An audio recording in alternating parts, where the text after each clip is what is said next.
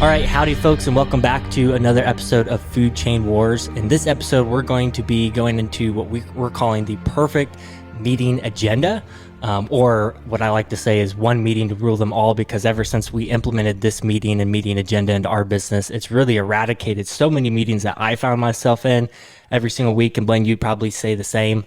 So this is going to be exciting. We're excited to hear your guys' feedback as you get into implementing aspects of this into your business as well. If you're new to the show, Food Chain Wars, this is a show where we're basically sharing our experience at Seven Sons of building a multi-seven-figure farm to fork direct marketing business. We utilize really focusing on going direct to consumer and using the internet. So e-commerce is the main focus of what we talk about here, but we really get into business and things into marketing.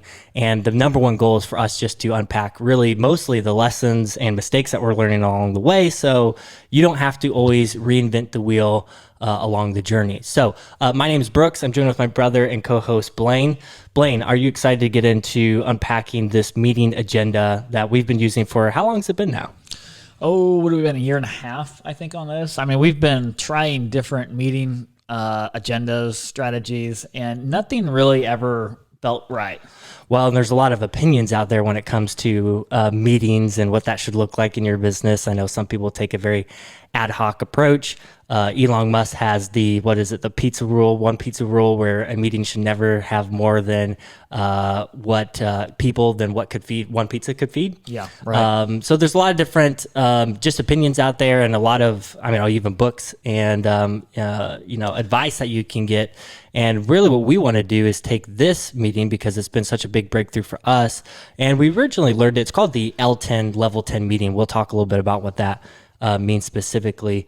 But what we really want to do is just you can learn from, it's from a company called EOS. They really have there's a book out there called Traction that's been around for a long time. So they have a structure that you can implement to really help run many aspects of your business and get the entire team rowing in the same direction. And one of their tools, I think they have 6 kind of core tenets of that program, and one of the core tenets is meetings, and this L10 meeting. So there's a lot you can learn from that book, but what we want to do is just share our experience with this agenda, because if you're listening, you likely are dealing with some of the same unique dynamics that we're dealing with in our business, being a family-run farm to fork business, which adds some unique complexity sometimes, especially if you're starting out in the early days where your team is mostly family members. So Blaine, as we go and unpack the agenda, before we get in there, do you want to share a little bit of, let's talk about some thoughts of symptoms that if someone's listening might help them identify that they're really at a stage where this meeting can make a big impact, or even just what life looked like for us before we implemented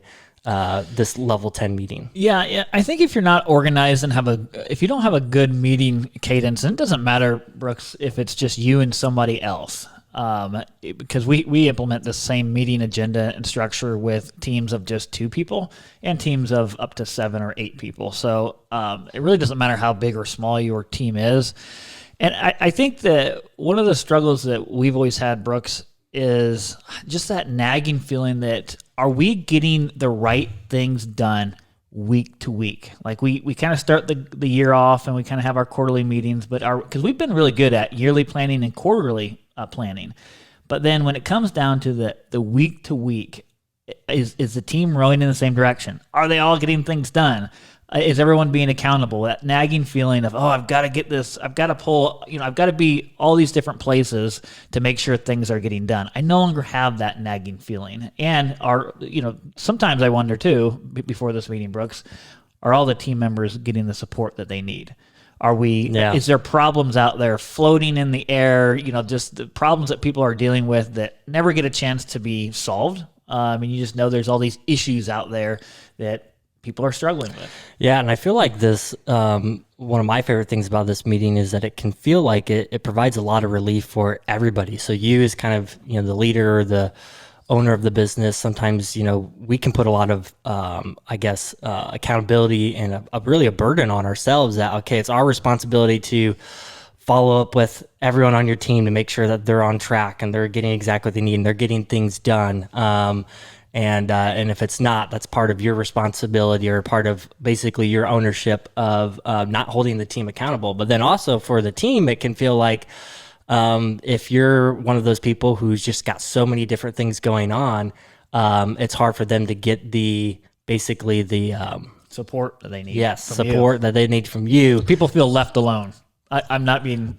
I don't have the support that I need. This meeting can really democratize communication. It democratizes accountability across the group. So basically, the meeting's 90 minutes long, and what I'd like us to do is just go through those 90 minutes and let's just unpack basically each minute of the meeting and what the agenda looks like. So. Why don't you start by sharing the first 5 minutes of what the... Can I share a couple ground rules for the meeting? I think this is helpful for us all to know. Sure. So a couple characteristics about these meetings is that they are always on the same day of the week, and they always start at the same time. So that's already decided. We just get that in stone, and then you always have the same attendance list. So you're not bringing people in and out of this meeting. You figure out who's going to be in this meeting from week to week. Everyone knows it. And then, like you just said, Brooks, we go through the exact same agenda. You don't have to think about, okay, what do I need to address in this meeting? It's the same agenda every time. That when I first heard that, I'm like, what? How can that be? There's always new things. I mean, that's why are you having a meeting if there's not something new and different to talk about? But we'll get into that. It's the same agenda. So, as you asked, Brooks, what's the first agenda item? First thing we do is we try to just kind of have a segue, which is called the big wins or good news segue, where everyone goes around the table. We do it differently in different meetings, but in our main meetings, it's typically share one professional win, so win that you've had at work in the past week, and a personal win. And that just kind of humanizes everything, and it's a good way to start a meeting. Yeah, it's. I think it's just a good connection factor, especially even for family members. I think like sometimes even if you're working, I know for us, working with brothers and siblings, it's you don't always know what's going on in everyone's world, and that can be something that I know we forget to bring to the table. So it is a nice way to make sure that. Everyone's having a good balance with things, because there can definitely be seasons where you really are pouring a lot of yourself into the business, and eventually that just leads to burnout. So this can kind of flush out some of that and bring that to light as well. Yeah, another fun way we've done that, I know in our vision meeting, we just go around the table and say what color we are. So are you, green, yellow, or red? So red means you're overwhelmed, you're busy. Yellow's in between, and green is, hey, things are going all right.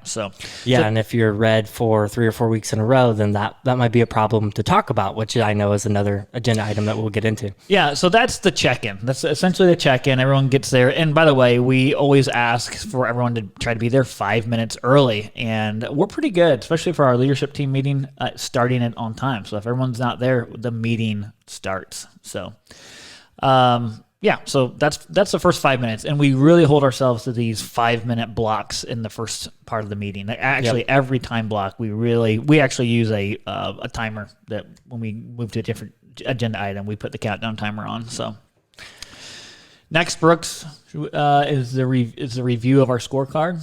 Yep. So this is where everyone in our business has at least one or two KPIs that they're responsible for. So I'm thinking of like Chad is responsible for our weekly sales, e-commerce sales numbers. So everyone's going to have that type of a number. Haley, who runs the warehouse operations, she's always accountable for the accuracy rate for the week. So how well did the team pack? So everyone goes around the table and reports their KPI in this part of the meeting. Yeah, and this is where, as we're getting into this meeting agenda, you'll start to kind of see how this is almost more of a business operating system, because it's a lot of work to get the systems in place to be able to actually review what you need to review inside of this meeting and review it in 5 minutes. So, we've talked about KPIs in the past I'm sure that's a full episode where we could get into those, but we try to make sure that we've done that for a while, where we've tried to make sure anyone that we hire into our business, they have 1 to 3 measurable areas of influence is what we always call them. But essentially it's a KPI that they have the most direct influence over and have primary responsibility over,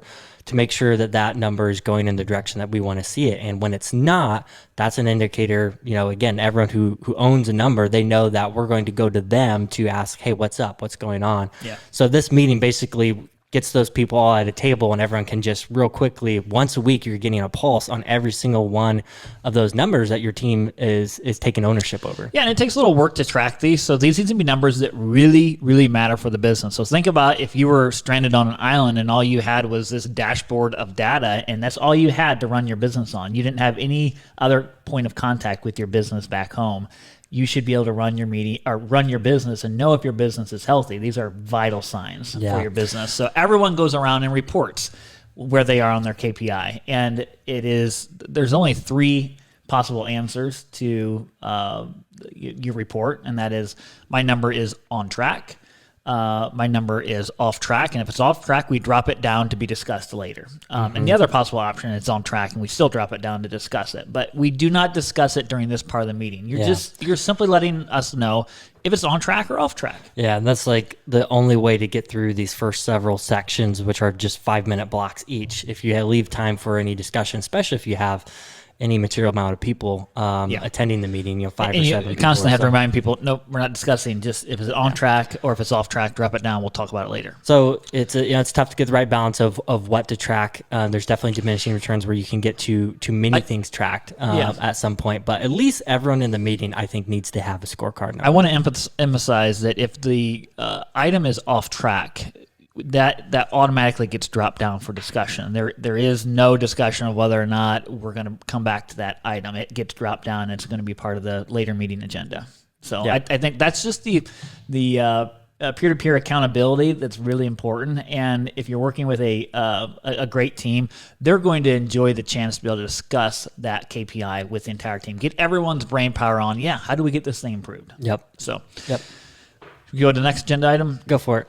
Okay, then the next time, so that's just 5 minutes for the review of the scorecard, and then another 5 minutes for the review of our rocks. These rocks are basically our biggest priorities for the business in that quarter that we're in. So, because we do a quarterly planning session with the team. So, and again, no matter how big your team is, every quarter you should sit down every 90 days and say, hey, what's the most important things we need to get done, and who should own those priorities. So that's exactly what we're doing in this meeting. Everyone has those rocks that they said, hey, I can get this, I'm going to get this done, and we think it's important to get this done. So we keep visibility on those big goals in this meeting. And this is where I think so many of us get goals wrong, and there can be a lot of, it's easy to have, even out in our culture, cynicism around goals and New Year's resolutions, because we all get excited, the gyms get packed in January, and then by March or April, they're back down to the people that were going all year round. And one of the biggest reasons for that is just visibility of, people will make a goal and then you never review it. You forget about back at it, and you mentally just, it's not there. It's not in front of your everyday, where this operationalizes those goals into at least a weekly cadence where we're saying, is this on track, or is it not? And if there's a problem, let's talk about it. Yeah, so it's the same system there. It's like we go through the rocks and there's no discussion. It's just, is it on track or is it off track? And if it's off track, we're going to drop it down and discuss. Why is it off track? So that's really simple. That's a 5-minute check-in. And then every time that we go through a meeting, Brooks, with our team, we're always discussing issues, which we'll get to that in a second. But in order to solve issues in the business, typically someone gets a to-do during the meeting to have done by the next week. So a to-do that can be accomplished in a week. So then in this part of the meeting, we spend 5 minutes going through all the to-dos that everyone took in the last meeting. And again, very simple. Did you get it done? Or not done. And if it's not done, we drop it down to the issues discussion for later in the meeting. So that's very simple. No discussion of how it got done or why it didn't get done. It's just done or not done. And if it's not done, we drop it down. So this is like, to me, one of the, every 5 minutes of this agenda that we've gone through so far are very valuable. But this is an aspect that I think provides the most relief for you if you feel like, it democratizes that accountability to the team, especially if you have a team of high performers who want to do good work and they take a certain level of ownership over their role. They're going to hold themselves accountable to that social accountability of being at a table with a group, and nobody wants to be that person as you're going through and reviewing your to-dos to say, ooh, I didn't get mine done. We talked about it last week and sorry, I didn't. It provides a a deadline and then social pressure where you don't have to. You'll realize once you implement this meeting, you're not going to find yourself nearly as often having to follow up with somebody one-on-one to say, hey, you said you were going to get this done by this date. It's not done. What's going on? And, those are not fun conversations to have. So those conversations will disappear when Yes. this meeting starts. yes, and it's a huge relief. Yeah. And we hold ourselves to 90% completion rate. So we track the completion rate of the members of the team. And Yeah, that's one of the scorecard. that's numbers. a scorecard item I have. Since I run the leadership meeting, I'm accountable for making sure we maintain an average of 90% completion rate. So. And then comes the next. So after that, those are kind of like the 5-minute quick check-ins. And then after that comes the main portion of the meeting, right?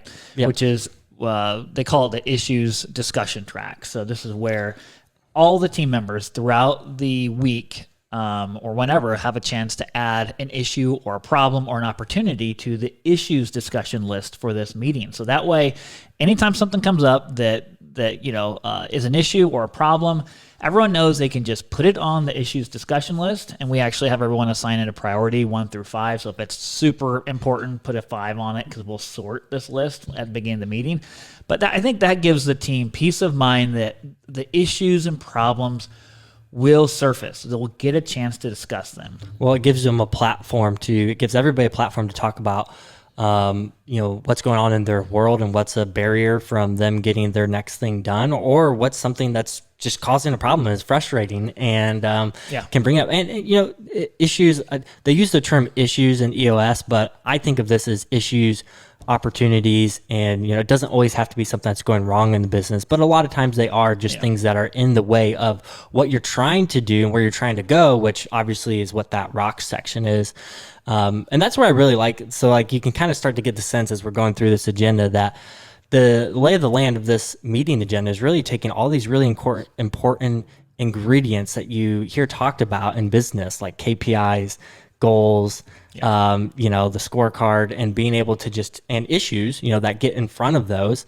How do we bring all of those together inside of one quick 90-minute meeting every week and make sure that we're, keeping all of those highly visible and that we're breaking through any barriers that get in the way of what's happening? So before the team is putting these issues on the list, before the meeting and during that week leading up to the meeting. But the first issues that we always address are the ones that we drop down from earlier in the meeting. So a KPI that's off track, a rock that's off track, or again, you can drop down, even if something's on track, you can still drop it down to just discuss. Give an update. Give an update if you want to do that. So we always go to the drop down items first.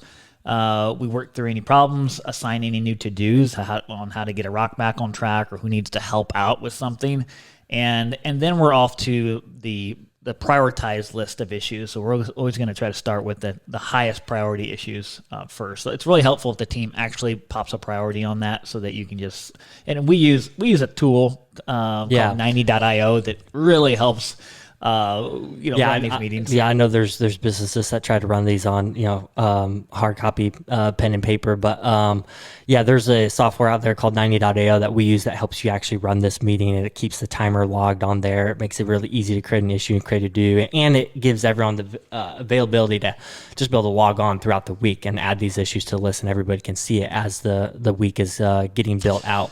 Yeah, sometimes there's like 5 or 6 issues. That's kind of rare to only have that many. A lot of times there's 10 to 20 issues on that list. So it just depends on what's going on. And sometimes you get through the entire list of issues.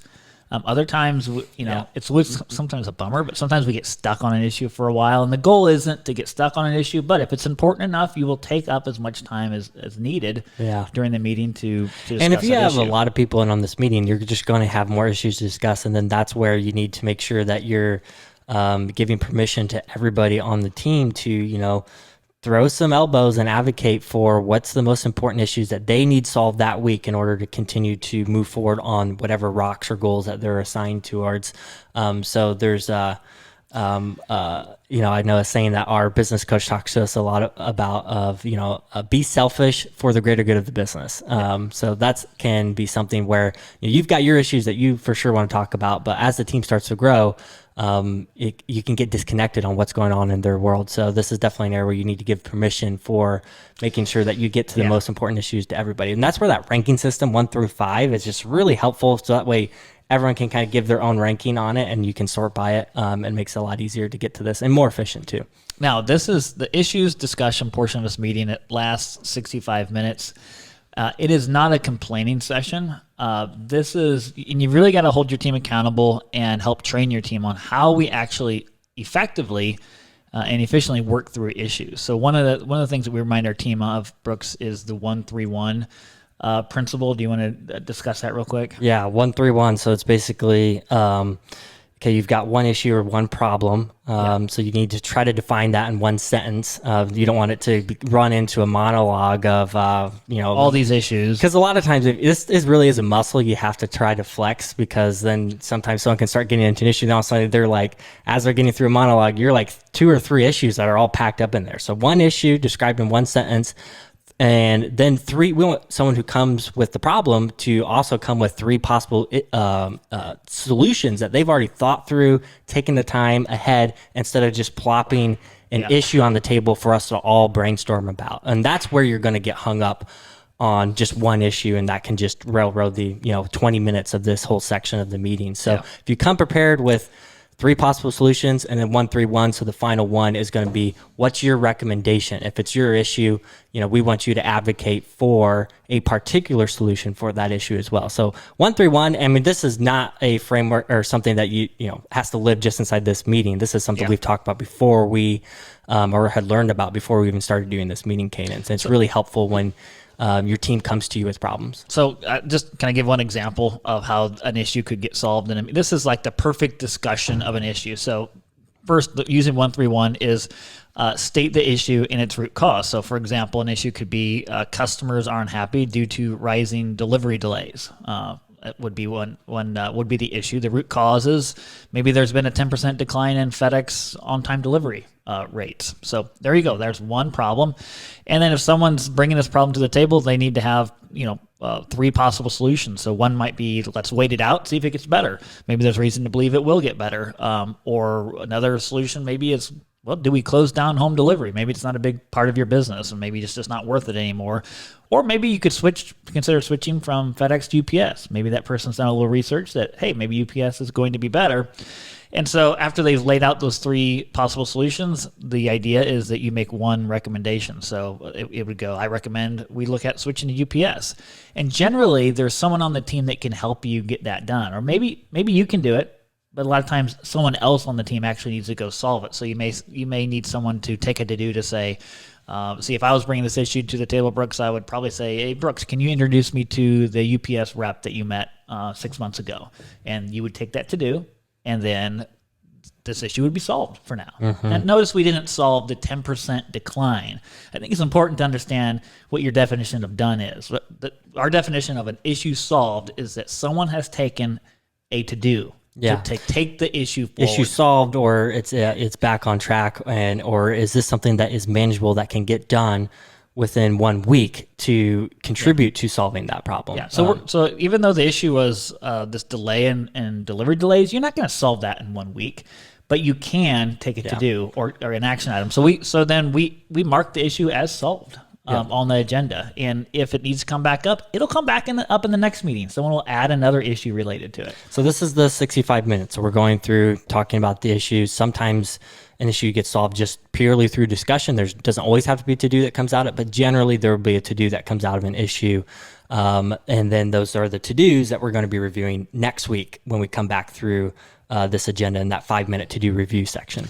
And before we move on to another issue, I always have the practice of making sure I check with the person who brought the issue to the table, and I say, does that solve your issue? At least for now. Does that get the ball moving? And I look for a yes. Yep. You don't want to be careful that you're just not moving through this thing without people feeling like they were heard and there's adequate action being taken on an issue. So that's the majority of the meeting, is that issue solving track. So you're just constantly bringing up an issue, figuring out what the solution are, put it to do for somebody to take, and then boom, solve on to the next issue. So then the last section of the meeting is our conclude section, which wraps the whole thing up in 5 minutes. What are some of the things that we cover in that section? We always go through all the new to-dos that people took assignments for. Again, one person has to own a to-do. So it has to be an owner, not multiple people on a to-do. So we go through, we read all the to-dos and get a verbal commitment. So I'll read the to-do. Brooks, you need to introduce me to the UPS rep that you met. Are you good with that? Yeah. So the important thing that you're listening for here is that because as the meeting's going on, this meeting really, moves fast. It moves fast. So we stick to the agenda to get through everything. And you want to make sure that you're listening in on this section to make sure that the to-do is worded in a way that is manageable for you to get done within a week. And it's also another good time to recap to see, because sometimes this will happen. And once you go through and once you get into this meeting, it all becomes a habit, and it's a muscle that you have to flex in order to get really good at every aspect of it.